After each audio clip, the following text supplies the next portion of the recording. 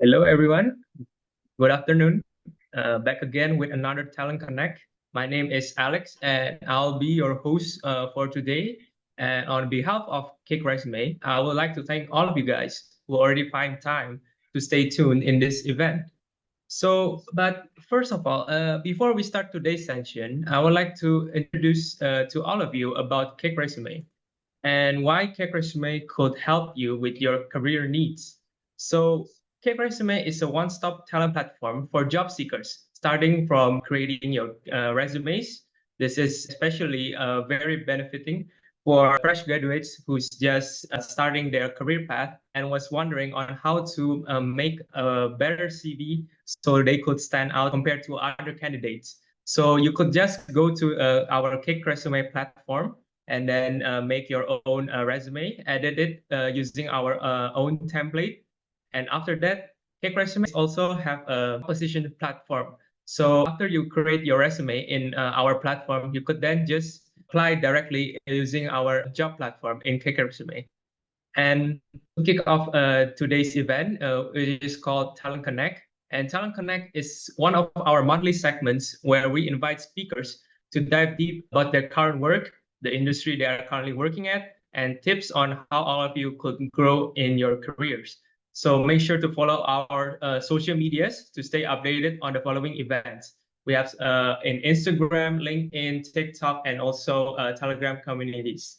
And a little bit announcement is that currently Cake Resume is holding a CV making competition where all of you guys could just went to our platform CV and Cake Resume and build your own resume using our certified template. And after that, you could just register it using this QR code. And the total grand prize is around 50 million rupiah. So besides from creating your resume that is highly competitive compared to others, you could also gain prizes and a lot of prizes. So make sure to follow us on our social media and also about this event. You could just scan this QR code, and I believe like my friends will also post it in our chat box on how you could enter this competition.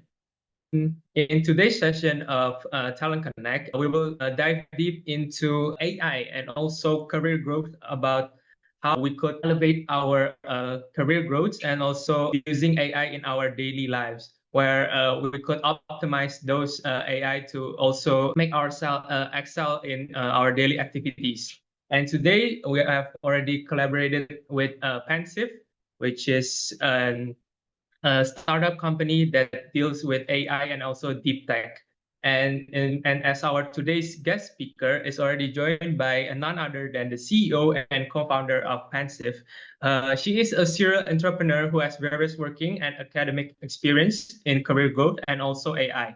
So please welcome everybody, Farina Situmorang. Hello, everyone. Hi, Alex.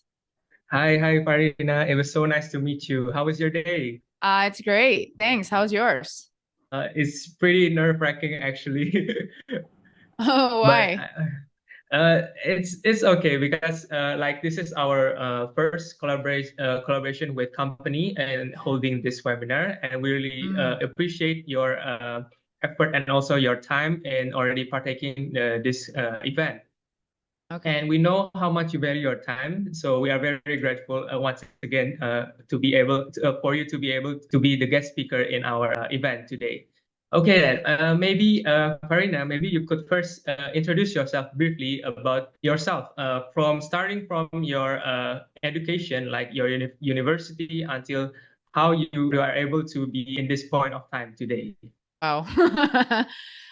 Feels like an interview, yeah? Like a job interview. That would be also be my first question.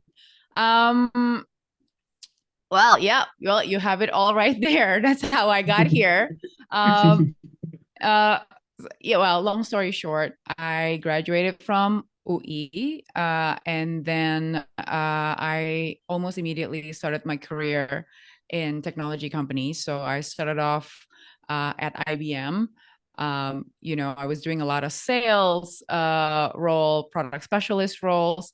Um, my first my first kind of job was to sell ATM machines. Actually, that's how I started in technology. ATM machines. So up until today, this is, probably almost 20 years ago now.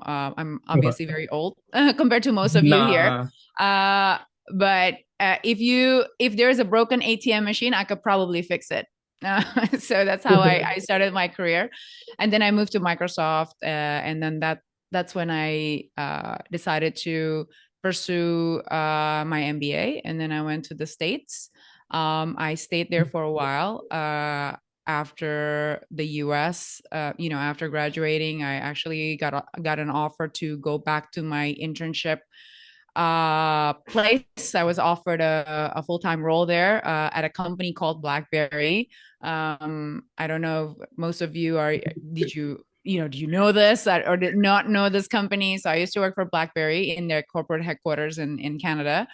I lived there for a couple of years, and then I moved to Silicon Valley, to San Francisco, worked for a startup there. Yeah, that's when kind of like things happen, and I decided to move back to Indonesia after that. And that's when I started my entrepreneurial journey. I used to I started off actually doing a lot of consulting work, including, I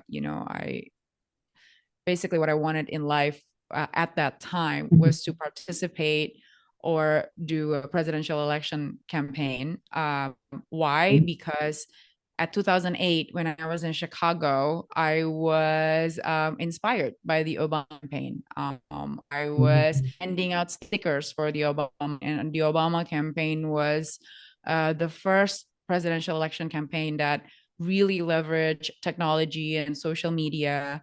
So, and a lot of like AB multivariate testing, which is something that I used to do at my work. In technology companies, we do that all the time. But that was the inspiration to use, that kind of know-how into, something that would be very, very impactful, which is the general election. So when I decided to, well, it's not decided. Yeah, I was actually laid off in San Francisco, and then I had to leave my corporate apartment and live, stay on a couch for a little bit. That's when I decided maybe this is the right time, because at the time it was 2013 and Indonesia is about to go into the next election of 2014. So I decided to maybe it's the right time for me to go home and do exactly what I've always wanted to do. So yeah, that's kind of like long story short. Yeah, and then when I got back, I actually did finally the presidential election campaign working for Pak Jokowi, and then I pursue my entrepreneurial company, my entrepreneurial journey. I started a company called Catalyst. At the end of 2020, I left Catalyst and then started Pensieve. Yeah, and then that's how I am. That's how it started today. I'm more curious about that you said that you first started your career in sales and in Nestle, IBM, and Microsoft. But at one point, you decided to move to the States to pursue master's degree.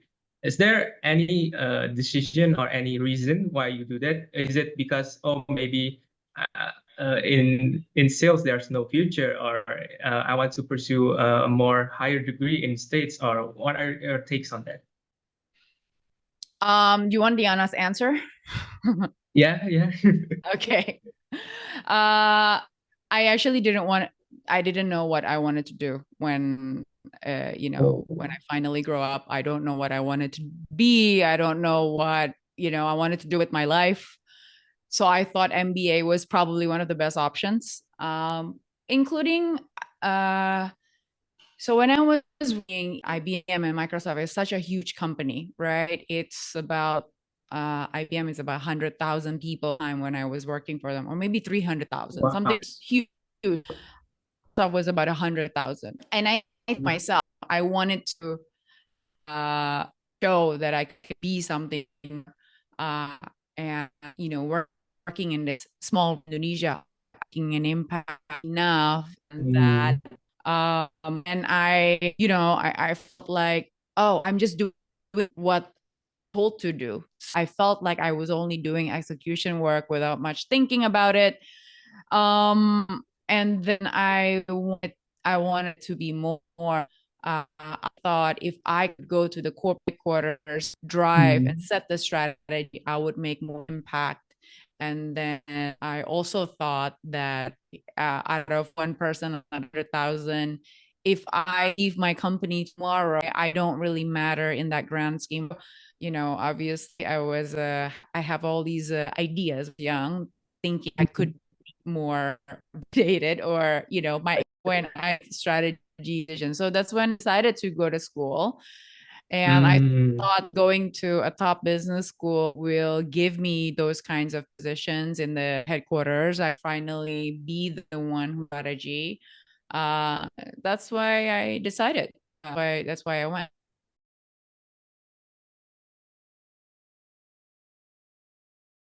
And my youngest brother, who is a professional musician, he starts playing the guitar at the age of 12, and suddenly he can compose in 1 month. That's called a musical prodigy. Not everybody is like this, right? Most people are like me. We don't know what we want to do in our lives, right?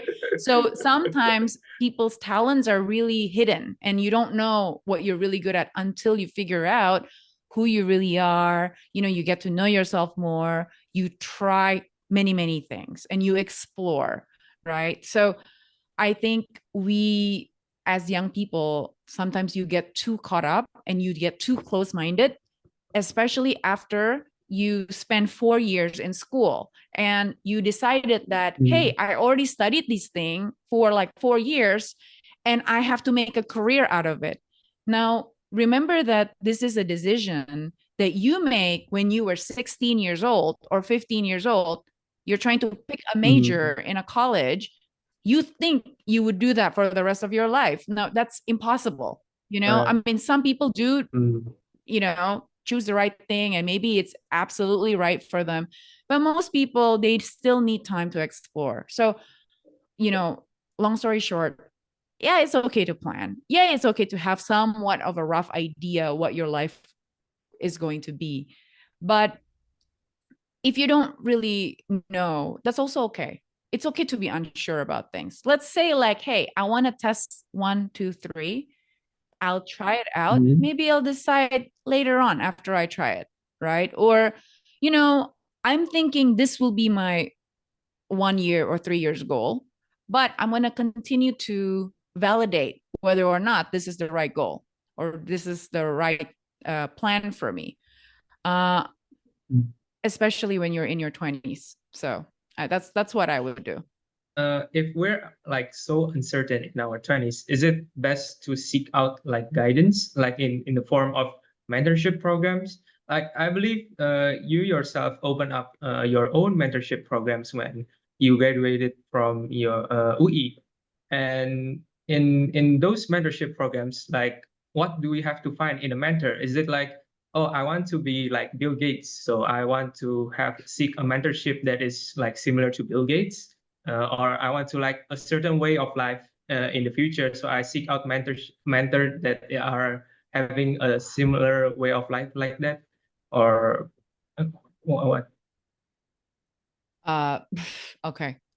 Look, mentors are great. It's because it's always good to have someone to bounce ideas from or to learn from. It's the same thing with books or videos or courses or classes. It's the same thing, right? Like it's something or someone that you can learn more about from, that you don't necessarily have to go through the exact same experience, but you can learn something from them. That's all there is, right? And you can, if you can't find a mentor, go reach out to people, go meet people, or read books. So it's the same thing. Of course, it's different because then they will be able to talk to you and answer your questions directly. So that's a little bit different. But don't worry about it too much. The most important thing is the mindset of being open to listening to ideas or asking questions. Those are more important, right? you don't necessarily need a formal mentor, meaning like, I'm going to pick this person as a mentor and, then it's great. It's a checkbox. No, like the most important thing is like, if you go to an event, you meet someone interesting, ask them questions. That's more important, right? And then if that develops into having a formal mentorship or relationship, that's okay, right? But the most important thing is having that first. So don't make it about finding a mentor or getting a mentor. That's not what it's about. I mean, the most important thing is, I am here to learn and to be open and to be curious and to explore the many things, because I do not know what is out there, and I don't know what I don't know. So I want to learn it from other people. If you have this kind of like thinking and mentality, then you are not going to be stuck in, what you think is best, because at 20, most likely what you know is wrong, right? And life will teach you that many things that you believe are true is not true, but that's okay. That will come over time. But it's a difference between, being open and learning about this and getting the lessons quite easily, or life is gonna like, throw you, because life always teach you these things and you will have to learn it eventually, right? But it's either going to happen in the form of somebody telling you, or life is going to hit you in the face kind of thing, right? It's one or the other. So it's more important to do that, to be open, to be curious, to explore many things, not be sotoy, like just kind of like, just take it easy. And I think if you have that mentality, like the right people are going to come into your life, the right circumstances are also going to show up in your life, and you are going to also start becoming the kind of people that creates those kind of circumstances. And that's very important. You have to be that first, right? You can't, if you make it about having a mentor, can you imagine like you're putting the pressure and a burden of someone to tell you what to do with your life, right? Without paying them, obviously. And you make it about that.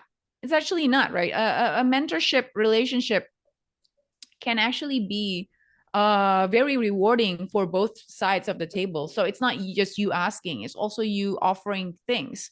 So, you have to be in a place where you are willing to provide value to the other person and not just taking value from them. Wow, this certainly shines some light into us. And if you said that we should like prepare our skills, do you have like, based on your past experience or your own personal experience, that maybe in the 20s, is there any underrated skills that we should prepare, both like soft and also hard skill, to excel, to have the more open-minded way of thinking, like you mentioned before, maybe? I would say, it's not really about, look, the skills can change. Yeah, like especially hard skills, they always evolve. Like if you learn, for example, a programming language or some kind of software, those things will eventually change and evolve and get updated, right? It's not necessarily the most important thing, like the what. What is more important is actually how you approach it.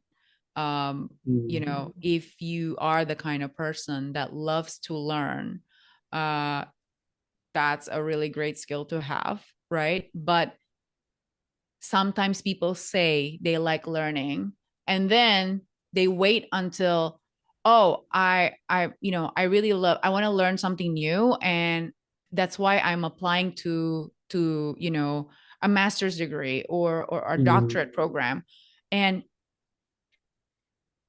I just don't believe those kind of people, because I mean, surely, yes, that's okay too, right? But you can't wait to learn if you are really a true learner, you don't wait to learn things when you're in school, right? Because a school doesn't guarantee you to become someone who learns a lot, right? I mean, how many times we're in a class and people are sleeping, and not All the time. necessarily being in class means like you're learning something, right?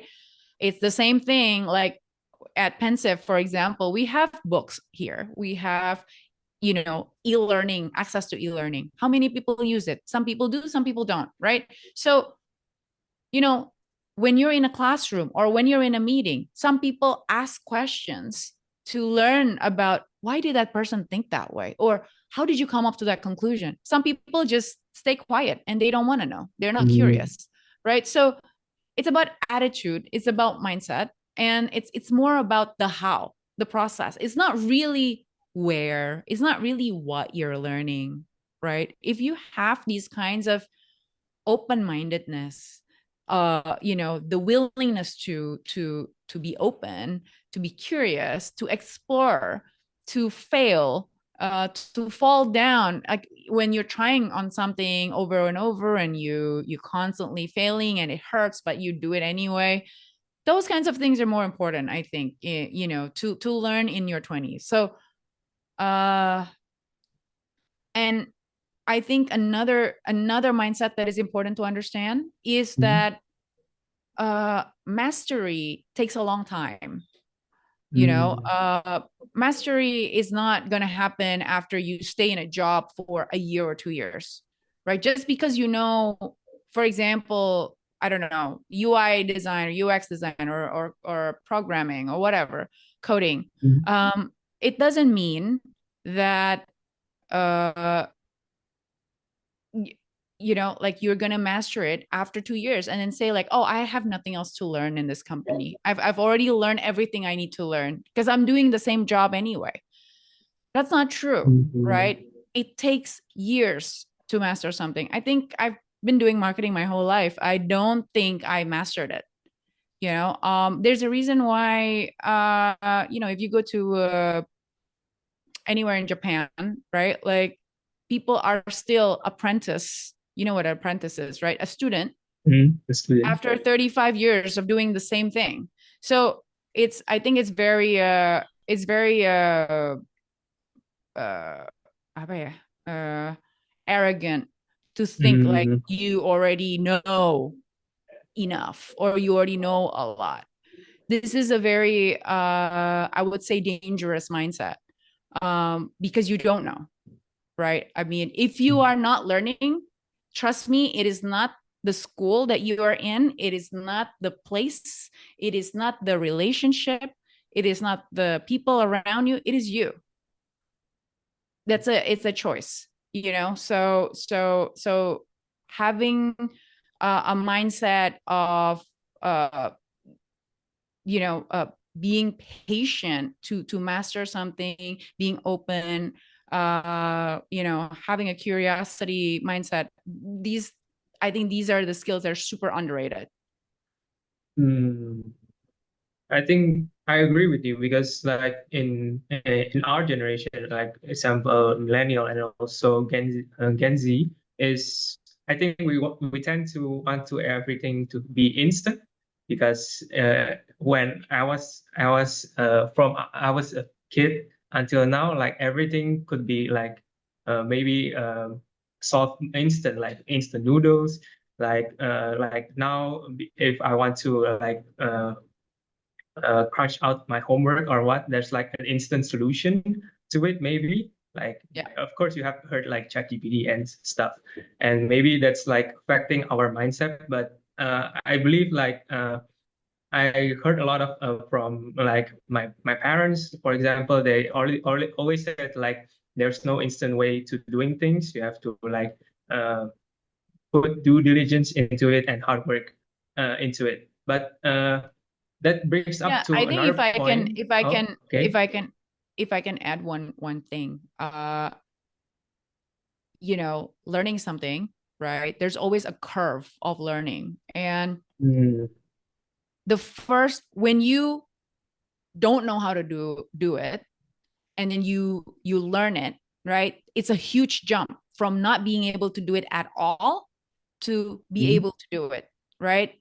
You are at that beginner phase. And that is a huge curve because, then let's give an example. Like I'm learning to play tennis. Okay. And then, from the moment I cannot play tennis until, maybe in the first month that I can play tennis, like I start swinging my racket, like I can do my forehand, like from that feels great because I wasn't able to do it and now I can do it, right? But being able to do it in that level is not the same with Rafael Nadal playing tennis, right? So, and in the middle, right, as you're learning, let's say if it's not tennis, let's say it's marketing, right? When you know enough of marketing and you can already start doing your job, that's when people get complacent. That's when people think they know enough. But this is the same thing with mastery. This is not you are not the Rafael Nadal of marketing yet.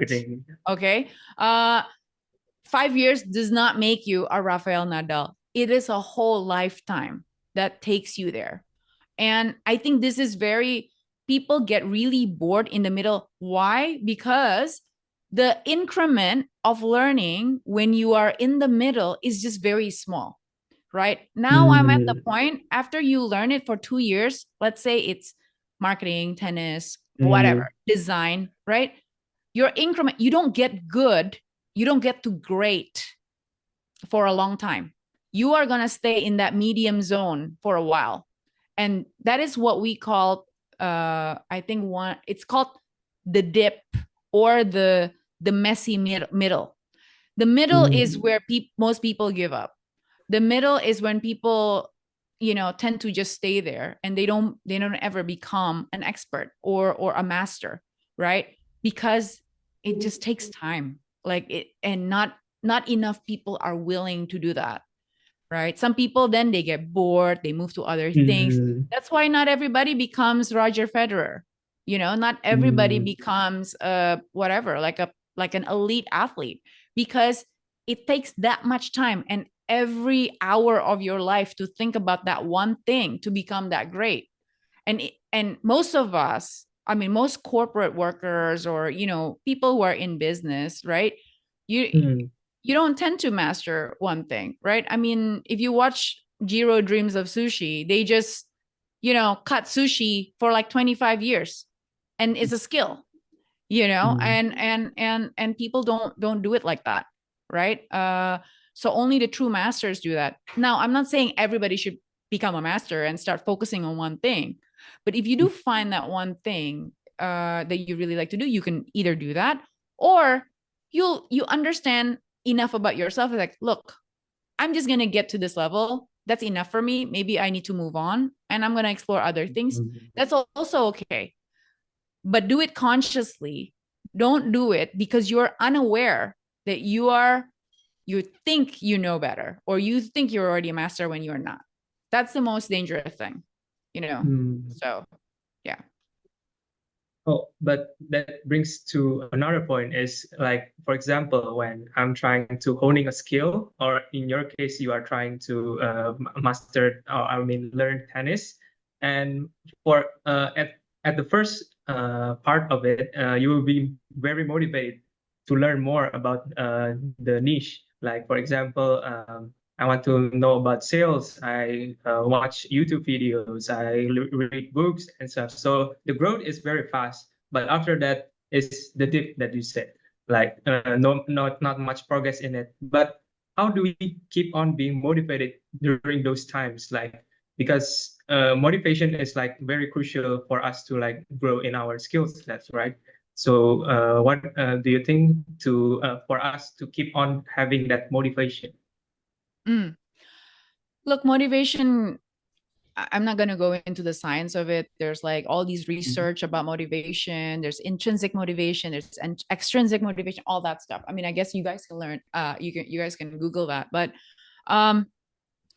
it's not everything you have to master, right? I think it's impossible to master everything.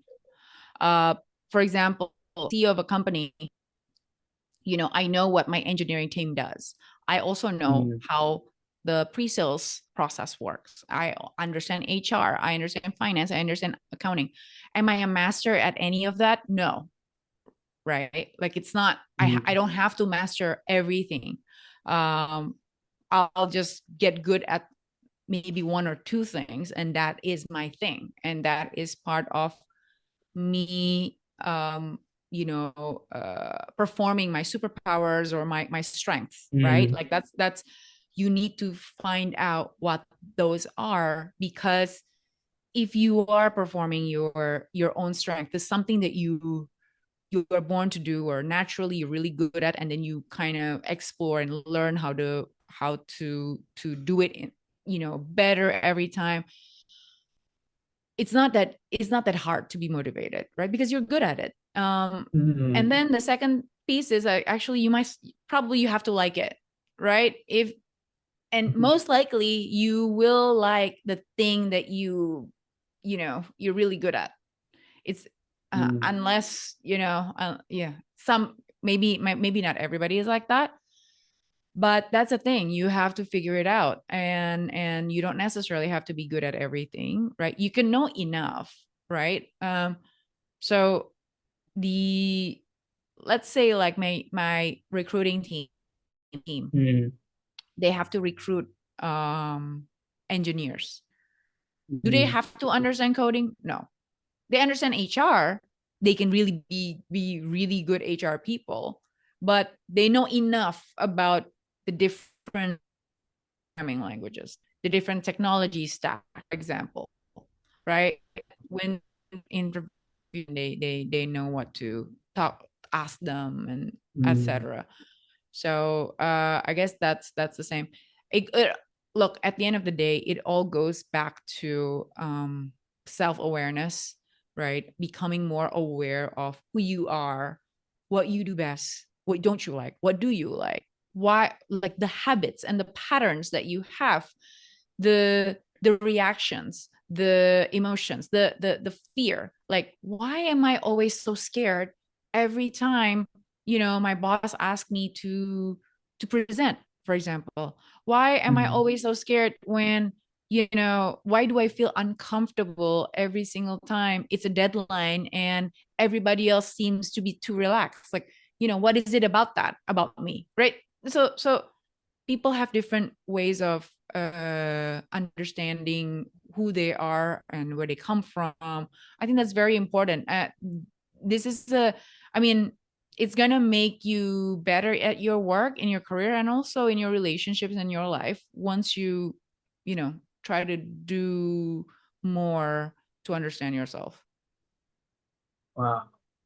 I think that's a very crucial point right there. Have to learn more about ourselves to better understand about our needs. And maybe let's move on to the next part. Is we are talking about pensive and also AI. So first of all, is what is pensive, and why do you choose this company? What purpose, and maybe the company's values? um are most people familiar with Palantir, or no? Not really. Not, I don't know. What is Palantir? Okay. Palantir is one of the technology companies. They originally worked with the US government, right? And then now they have expanded to be beyond government, and they do a lot of big data analytics. I would say enterprise level software.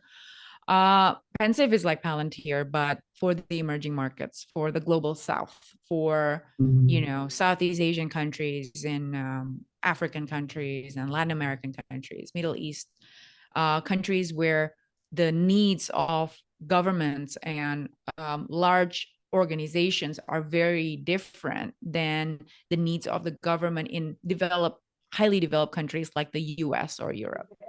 So this is what we're building. We work a lot with government agencies, right, in the areas of defense, intelligence, many other types of government public services. We are also doing work not just with the Indonesian government, but the Philippines government, and other countries. So yeah, that's what we're building. Why I built it, or why we founded it, I mean, to be honest, it's probably the right time, the right place, and the right opportunity, the right customer, the right everything. It's just what you called Everything falls maybe, into place. yeah, everything falls into place. It's more like providence or serendipity. Some of the, me as I'm a co-founder, and another co-founder has been working in this area on the technical side of things. In my last company, I was already consulting for some of these government agencies, and then we just stumbled upon this customer problem that we're trying to solve today. So I think it just happens at the right time. And sometimes life is like that, right? You don't know. I mean, I don't think 20 years ago I will plan to have or to start a company like Pensieve, right? When I was fixing ATM machines, I don't think I know that this is what I want to be when I grow up, but that's something that you can never plan, right? Yeah, sometimes you just have to be very open with what life gives you. Yeah. Okay, so, but correct me if I'm wrong, is Pensieve provide solutions to like AI and also machine learning to governments? If Yes. so, So could you maybe briefly describe about AI and machine learning to everyone? Like a simple explanation that even like a 10-year-old would understand, I think. AI and machine learning, to be honest, is just a technical. I mean, look, it's obviously there's a true technical definition to this, and I am not an engineer, so I may not be the best person to explain it. But it's a string of codes that does get better on its own, something like that, right? And we don't care so much what is the underlying technology. It can be AI. Tomorrow it can be machine learning. Last year it was big data. And then, you use cloud computing, whatever. Like, it doesn't really matter. What matters is you are solving the customer's problems, right? The technology is just the how. The technology, the code, the way it's built, surely it's exciting. I mean, if you're an engineer, of course you can go on and on about this. How do you solve it better? What is the next technological leap that could help? I mean, we use blockchain. We use for example, for certain traceability projects within government, things like that. But it doesn't really matter. At the end of the day, the ones who really care about the technology itself are the tech people, right? But for customers, they only care about, is my problem getting solved, right? Is this making my life better? Am I now working faster with Pensieve software in this, installed in our servers now, right? Is, oh, yeah, I used to do this manually for 5 hours before I can get this report done. And now with a click of maybe 3 clicks, I could get it done very quickly. That's what we did. I mean, it's as simple as that. And AI and machine learning, is some of the pieces of code that we did to make this happen. Oh, but AI and machine learning is like something that is relatively new right now, and it's in a hot topic as of recent years. But like in the past, like we are afraid that machine will overtake us as employees and workers. Like during old times, like automation replaced labor workers. But with AI and machine learning, do we have to be afraid that they are going to replace our jobs? Do we have to be afraid? I don't know. I mean, look, it depends, right? If you are not confident with your skills as, you know, a human being who can come up with creative solutions, then probably yes, you should be afraid. But if you have, you know, normal human capabilities, which is you can connect with other humans, you can build upon ideas, you can brainstorm, you can come up with new solutions, you think about, you know, many things every day as well to create solutions for yourself and for other people, then no, I don't think you should be afraid, right? It really depends. Like if you're the kind of person that doesn't want to learn new things, probably you should be afraid. But if not, then I think you're fine. But you know, if one day robots is gonna like be alive and take us over and kill everyone, then I would say probably you need to work out more, you know, to avoid them. So balance it I don't is. know the answers to that, to be honest. I am not a Okay. futurist. Yeah. And but AI is developing at a really fast pace in these 5 years maybe, and also in the future. So like, how is Pensieve positioning itself during this development, and how can Pensieve like keep on track with this development of AI? Maybe. Um, look, like some of the AI is probably already useful in term, like, I mean, look, the with, as an example, chat GPT, Mhm. right? Mhm. Having exists today, I think it's exciting. It is bringing, you know, you can build so many things on top of that, or evolve it into so many different types of features or products, right? So it can only be more exciting and more helpful to, and more creative to solve customers' problems, and also to solve some of our problems, right? We're using it to create, you know, content faster. I mean, it could be about anything really. So Pensive, how we differentiate is, at this point in time, uh, not a lot of companies are looking into some of these uh, organizational issues that we are seeing in the government sector, and we're really solving it like one by one, making manual work more automated. You know, coming up with insights that where previously it takes hours of you know, analysts to analyze it, you know, manually, things like that. um will AI help, you know, in the next 1 year? Can they make it faster? Maybe. I'm just approaching it like openly, and let's see what our R&D or engineering team can come up Mm. with, right? Like I think the approach, like most startups or most technology companies, you have or incubate ideas to keep up with the latest trends, and you have a small team to experiment and try to validate features and etc. I think it's the same. So, and then rolling it out if it works, and if it doesn't work, then you figure out other things. I think it's as simple as that.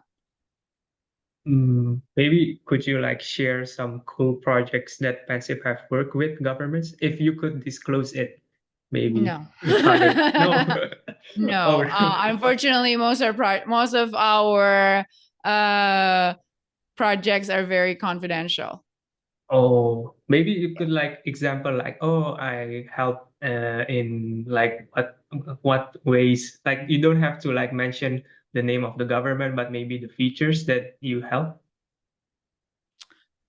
Um, yeah, I mean, we help in, let's say, okay, maybe one of the things that we have done, that can be a bit more public, is that around the time of the G20 last year in Mm. Bali, We actually have been helping some of the Web3 or blockchain projects on the, for government e-procurement. It has become a showcase for the G20.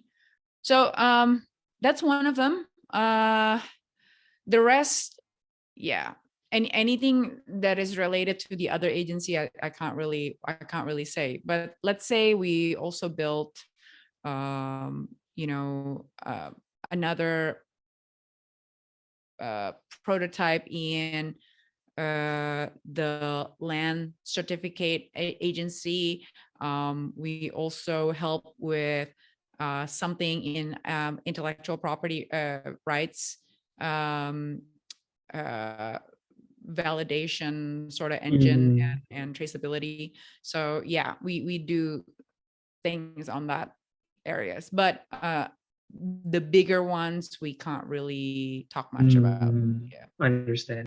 So in building Pensieve and also managing your team, and you obviously you have to reflect your own ideal values in creating work environment. So I want to ask is what is your ideal work environment and how do you project it into your team in Pensieve? Well, you mean the working environment, like the learning side of things, or what, or on which? Maybe so what I meant is like, so for some example, like CEOs want to have like to be more a conducive workplace where they could like immediately ask the CEO, or maybe provide like work from anywhere because you believe like people will excel best during if they are not tense and flexible, or like what of other policies that may be in Pensieve that really boost work environment? Well, we believe a lot in accountability, empowerment, and trust, which means that if you already know what is the outcome that we're trying to achieve, then you are really empowered and trusted to, do your best to achieve that outcome. So that is kind of like the foundation, the cornerstone. You can ask questions, you can ask for help, but this is not the place where you are only doing what you're told to do. So we want people who have a lot of initiatives and proactiveness to to achieve the outcome that we have set out to do. Whether you fail or not, it's okay, but as long as you keep on working towards the outcome, coming up with solutions and suggestions to do so, that's the kind of people that we want to work with. Another one, I mean, the way we are working every day, we mostly work from the office. Why? Because we also believe that coming into the office, meeting people, interacting with people, not only in meetings or like in Zoom calls like this, actually creates a compounding or ideas to be compounded, right? Because it's, most of the most inspirational or creative problem solving chats that happen are not really in a formal meeting. It could just be something like you chat like for 5 minutes and then you start building on someone else's idea. So we really believe that interaction, live interaction with people, physical interaction, still plays a huge role in terms of creating the best work environment possible. We do a lot of brown bag sessions or sharing sessions where members of Pensieve are actually sharing what they have learned. They create presentations just, in Friday afternoon and share what they've learned about, X, Y, and Z. And then, people can ask questions, things like that. Yeah, I think whatever it is, that as long as it's like, you're learning, you're moving forward, you're progressing, that's what's most important. I think the enemy is inertia, like, you're just accepting things as the way they are. You're not trying to make things better. I think it's very important for everyone to make, always every day, they just think about like, how can I make this better? How can I make this work better? How can we try things differently? Things like that. Oh, and as a CEO, do you like have any tips to like maintain employees so like they want to keep on working with the company that you have built?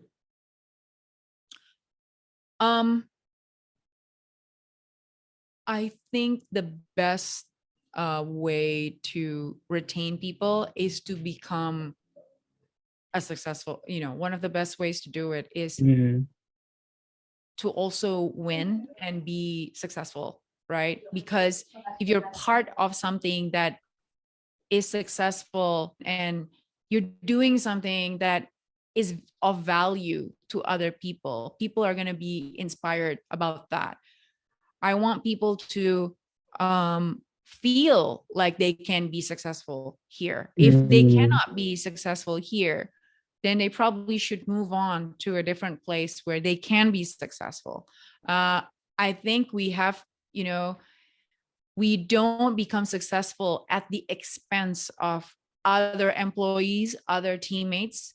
We believe in everybody can be successful in their current role, hopefully in their next role, while their team is being successful, while Pensieve is being successful, right? So it's very important to do that because nobody wants to stay in a sinking ship, right? mm, I think first and foremost, we have to make sure that the company is thriving. That's how you retain employees. mm, Plus, of course, building the right culture that comes with the territory. You can be very successful and have a, not a great culture, etc. But first and foremost, you do have to make sure that the company is doing, something of value. So, but in especially right now, it's a hot topic for startups, especially in the tech sector in Indonesia. That we heard that maybe like some companies is laying off their employees because they couldn't like maintain it. But Mm. in your case in Pensive, you are actually now is hiring employees. Yeah. Uh, why is it like what difference is Pensive and other tech startups maybe? I don't know what happened at other tech startups because I am not looking at their balance sheet. But Mm, what I know about businesses is that you know uh, businesses and the number of people that they hire uh, are just to answer business strategy, vision for the business, plus whether or not they can afford to do so, or is that right strategy to grow the company or to lay off, right? It's mm, most of the time it's nothing personal. It's not about the employees to lay off people. Surely it's most of the time because of business needs, and business needs are driven by business decisions, right, that in the past. So maybe companies make good decisions, sometimes they don't make good decisions. I mean, I make bad decisions many times as well. mm, We hire the wrong people, we had to let go of people, we hire like better people, things like that, right? Like I wouldn't be too I know how it feels to be kind of an entrepreneur and someone who runs a business. So I think I can empathize with businesses who are not thriving today, and it is a mm, tougher market environment. But I think because we have always been focused on becoming profitable rather than chasing valuation, it makes a difference because um, we believe in real profits, not just it looks good on paper. It does, we don't, it's a different type of building a business or building a company. We don't just look at valuation and trying to exit our shares or equity. We really want to build something of value, and we believe like a business should be sustainable. And it shouldn't rely too much on burning investors' money. And that's the business model that we believe in. And for some people may be different. And because of that, we are also not 1,000 people like many of the unicorns out there, right? But we believe we can build value some, in a different way.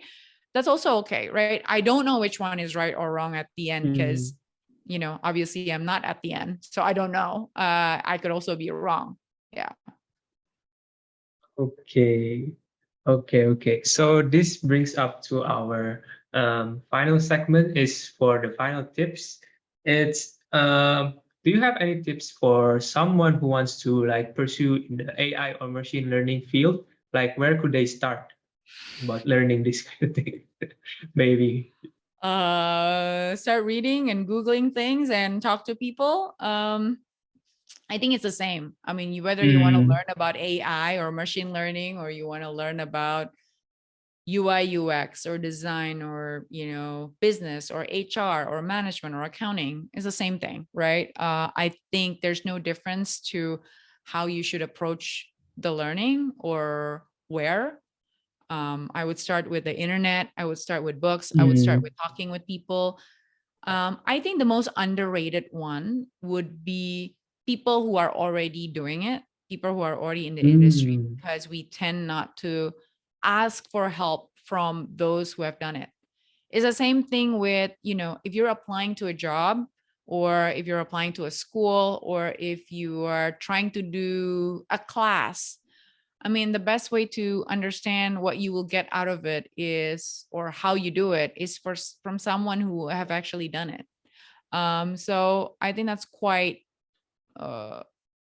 underrated.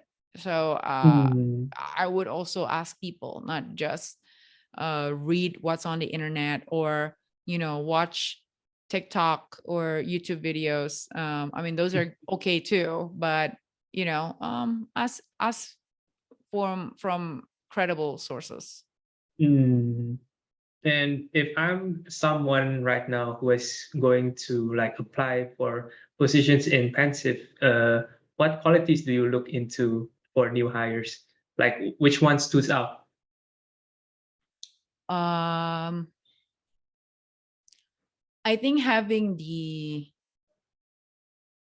the hard skills is usually, it's just the basics. Yeah. Like, of course, like if you apply to become an engineer, like you need to have the skill set of an engineer. So that's obviously that's the playing field, right? But what I look for beyond that is attitude and characteristic of a person. And I like those who are just willing to do what it takes for them to learn, to progress, to move forward, to be better at what it is that they're doing, and trying to make the company better. It's important to have people who are energized and can also spread good energy with other people around them, because we do come into the office, so you don't want to be with people who are have like a negative vibe kind of thing. So that's not going to be fun to work with, right? And it's I think we are looking for high performers who do want to make things better. So if you have that kind of drive to make things better, to do something about yourself, about your skill set, I think that's what we look for. Because what I want everyone here is that they can be inspired as much as from me, from the people around them, from the people they work with. It should be inspiring to go to work every day. And I think that's kind of like the culture that we want to have. Are we there yet? Maybe yes, maybe no. Maybe some people are not very inspiring enough, but inspiring doesn't have to be doing something that, you have climbed the Everest or whatever, right? Like it can just be, people who just want to learn something new every day, people who are just curious, people who are just excited to come to work. That could be inspiring enough for me, right? They just want to do something better. So that's enough. Okay. And last but not least is for your personal question is which topics that you wish like a lot of people ask you more about and you want to talk about more?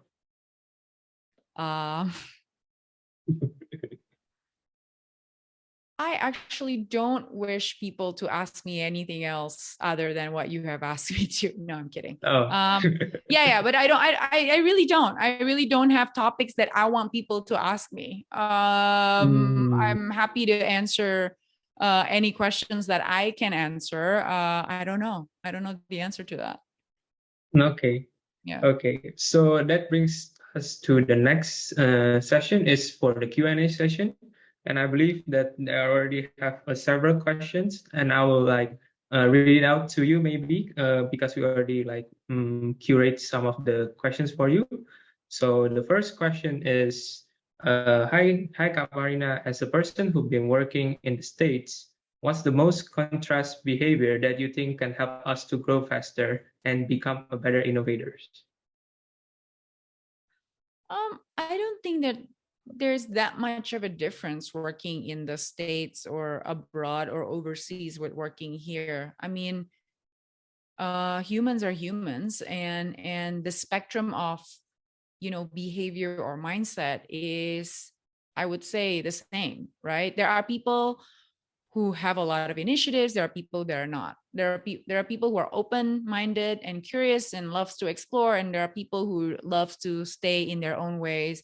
There are people who like to stay in their comfort zone. There are people who are not. So I think it's not a matter of location, right? I think you can find great people here, and you can find great people in the US or in Canada or in Europe, wherever, right? I wouldn't undermine the quality of the people that I meet here in Indonesia.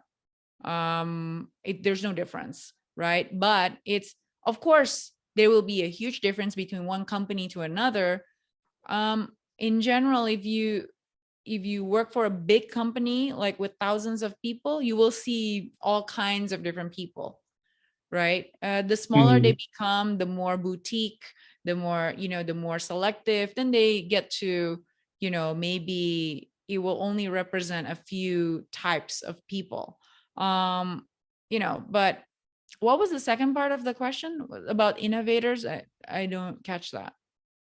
I think what they meant is like maybe a person in the States have like some kind of mindset that might help us to become like better innovators or stuff. No, not really. I don't know. I mean, look, maybe one difference that I can say is that unless you are in let's say a professional school, what they call in the US, like medical school or law school, right? So in medical school, people graduated to become a doctor. And in law school, people graduated to become a lawyer. Then you would practice the law or you would practice medicine, right? There are other maybe schools or trainings that only allow you to if you want to be a doctor, of course you have to go to medical school. If you want to be a lawyer, you have to go to law school. The rest, in general, like you can go to any field you want, right? So there are people going into tech companies that don't have any tech background. They study anthropology, they study whatever, right? So I think the different mindset there and here is that we are still in the mindset that, oh, if I went to college in this major, I have to go do what my major has taught me to do. It's a very limiting belief. Of course, you cannot be a doctor if you don't go to fakultas kedokteran, right? Like that's Yeah, impossible, right? If you want to be a doctor, you go to medical school. Yes. But other than that, you can, I mean, you can go to a bank, you can go to any tech companies. Like in general, business is quite generic, right? You can always learn in the job, and it's not something that you learn 4 years out of college. To the next question, maybe it is quick question: AI or blockchain? Which one do you prefer? Neither. It's the same. Yeah. It's the same. I mean, it's not the same thing. It's just like I don't have any preference. I use it to whichever helps the, you know, the goal the most, whatever gets you to the goal. So you view AI as a tool for you to like help in your daily need in daily lives? Yeah, I mean, all of them are just a tool, right? Whether, I mean, it's like a software to get you to the destination, but AI is not the destination. I think blockchain is also not a destination. It's what you use with it, right? It's just, you know, it's just a tech, you know, the latest technology and doing something, and it can help you to achieve whatever. Like, will it be helpful to use blockchain to validate, for example, your, let's say, time slot in the office? Maybe not. It's such an overkill, right? Why would you do that? Do you have to decentralize everything? Not really, right? It's not necessary. Like, I mean, if it gets you to your goal, then great. But if it's not, then, you know, blockchain is not the right answer for everything. AI is also not the right answer for everything. I see. I hope that answers your the question. And the other one is, Miss Farina, I'm really a true fan of yours. I'm really curious of your story and how do you exactly start Pensieve? Maybe like the details, like, oh, one day I'm in a cafe and then meet some people, and then, oh, I want to like after communicating with them, let's start Pensieve. Maybe do you have like one of those No, stories? I don't have any of those stories. As I mentioned earlier, everything kind of fell into place. When I started Pensieve, I was in the middle of like leaving my last company. But I was already consulting with a few, government agencies, and I know that they have this particular problem. And then my co-founder, who's also my husband, is, he was also serving some of these customers, government customers before in his work, and he knows of this problem, and then he told me about it, and then we're like, okay, well, why don't we just try to solve it by building this prototype? That kind of like when Pensieve happened. Wow. It's just kind of, it wasn't planned at all that we're going to create this company, but we saw a need in the customer, and we try to solve it by building a prototype, and then it worked, and then it kind of went from there. Oh, I see. So not the movie cliche, how do you start a business, like get enlightening of some sort? Well, if I can say one thing, I'm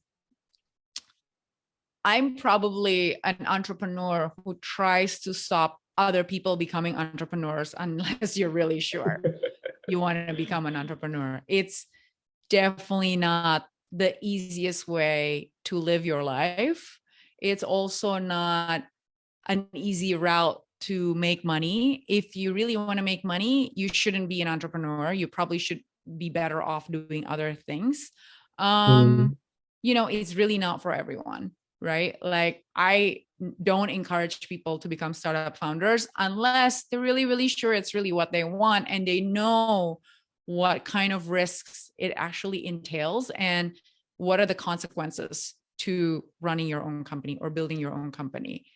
It's a painful road to get to somewhat successful, right? Because 98% of startups actually fail. So if you're ready to fail 98% of the time, go do a startup.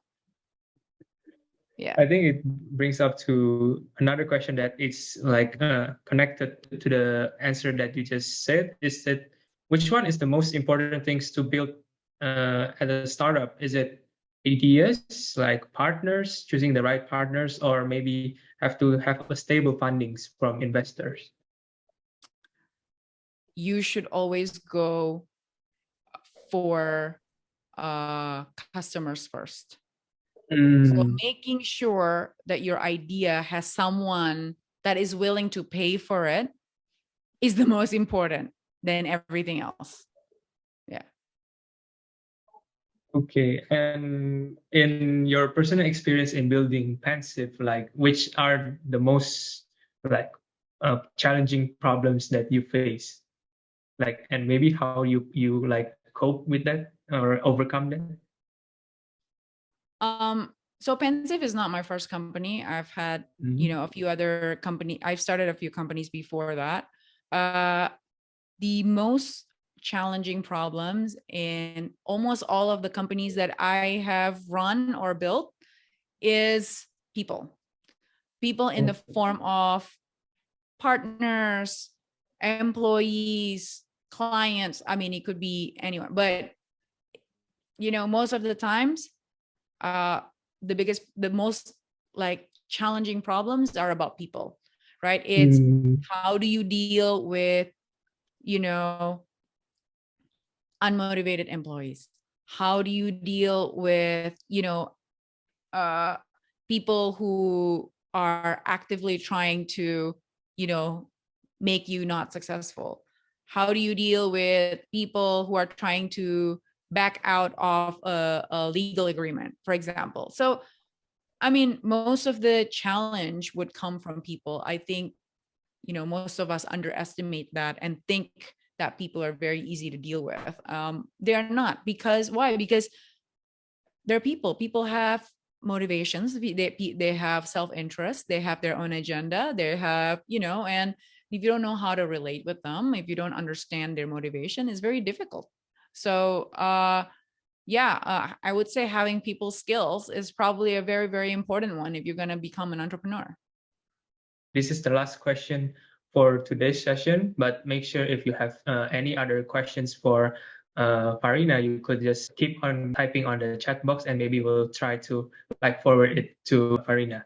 And the last question is, hi Kak Farina, thank you for the inspiring sharing. Seeing your experiences, I think it's amazing how you can try out so many different things instead of sticking in one career lane. Since you mentioned about your experience of having a crisis in not knowing what you want to be or what you want to do in your life, I imagine it must have been scary or intimidating to pick your next career move. So, do you have any tips on what we should do or the mindset we should keep in order to face these negative feelings when trying out a new challenge? Well, thank you for all the nice things that you have said in that question. I think dealing with change, if anything, is always scary for people. I mean, for me especially, like anything that requires you to change or to change your behavior, to get out of your comfort zone, to adapt to something new, is always going to be scary, right?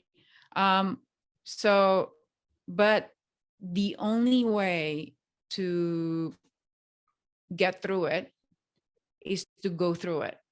So fear is one of those things that you have to face and deal with, and just take a deep breath and kind of just go for it, right? And that's the only way you deal with fear, and that's how I try to do it. I will try to do it, crying, angry, or like kicking and screaming, whatever it is. But, if you recognize it, this is something new that I've never experienced before, but, I have survived all of this time throughout many, many scary situations, and I'm still alive, then, I got this. So I can still move forward with it. Might take a long time. And I think until the day we die, we will probably still be scared of new things. I mean, I don't think it's ever going to stop. So being able to deal with that and embracing it, I think is very important. And I learned this actually from my partner, my husband, and he always told me to lean into it. And I do it on a daily basis. If I feel angry, I lean into it. If I feel scared, I lean into it. And meaning that I will just face it and embrace it as much as I can. If I feel sad, I will cry about it and then lean into it, and then I get over it, right? I mean, the point is to continue to move forward, because if you avoid it, if you stop yourself from feeling scared or from feeling angry, from feeling sad, I think it will just be inside of you. You will get stuck with that feeling. So it's very important to learn how to embrace it, express it, right? I mean, of course, not throw tantrums or scream at everybody. That's not the way to healthily deal or lean into it, an emotion. But yeah, I think continuously just leaning into it, embrace it, and move past it. That's how I kind of do it myself. So Wow. And I also believe, like, as a salesperson, you are also taught to handle rejections. I think like it is one of the most important aspect also while embracing changes. Do you agree on that, handling rejection? I think yes, and I have a mindset that when it comes to sales, that you just have to accept the fact that not everybody will say yes to you. There will be so many things that will happen for people not to accept your deal, or and yeah, you have to accept also that it sucks to be rejected and to fail, and you don't like it, but it is what it is. And once you embrace it, once you accept it, you leaning into it, right? You start to find the joy, quote unquote, or you can start enjoying the fact that you are growing and you're learning. And oh my God, there's all these lessons that I could have possibly learned from this person who rejected me, from this situation that rejected me. And if you do that and you embrace that, I think that's how you can actually move forward without resenting the situation, making yourself a victim of the situation, thinking less of yourself just because someone rejected you, things like that, right? So look, this is very basic. Don't lie to yourself. You have to be very honest with what you want, with how you feel, with how you deal with things. Like if you don't like this person, like, I mean, you don't say it up front, to them, right? But like, why am I feeling like this? Why am I so scared? Why am I angry? Why am I sad? Like, don't lie to yourself saying that, oh, it's going to be okay. No, it's not. It sucks, accept the fact that it sucks. I don't like being rejected. Yeah. Like, it sucks to be rejected, but what did I do that contributes to the situation? How can I learn from it? Why did they reject me? Right. And if you can embrace this learning and enjoy the growing process, then I think you would just become a great salesperson and, great person in general in life to move forward to. Okay. Thank you so much for your sharing and also insights for others. I believe this is the end of the segment for today, Talent Connect. So, but before that, I think we would like to have a picture taken together with all of us. So make sure if everyone currently tuning in the Zoom could first turn on their camera, and we would like to take a picture on my count of 3. So make sure to take a minute first, style your hair a bit, maybe put on some makeup. I don't know. And in my count of 3, we will then take a picture with everybody. Okay, so I've just stopped screen sharing. So if everyone is ready, I'll be counting to 3, starting from now. So everybody prepare. 1, 2, 3. Once again, 1, 2, 3. Okay, that wraps up in today's webinar and also Talent Connect. Thank you, especially to Farina, already becoming our guest speaker in today's session. So if all of you are excited or maybe curious about Pensieve and want to join the team, you could just go to their career page at Pensieve and also apply them using CakeResume platform. I think that's it for this month's Talent Connect. Stay tuned for another Talent Connect next month. See you guys. Bye, everyone. Thank you. Bye. Thank you so much, Farina, for your time. Thank you, Alex. Bye. Bye.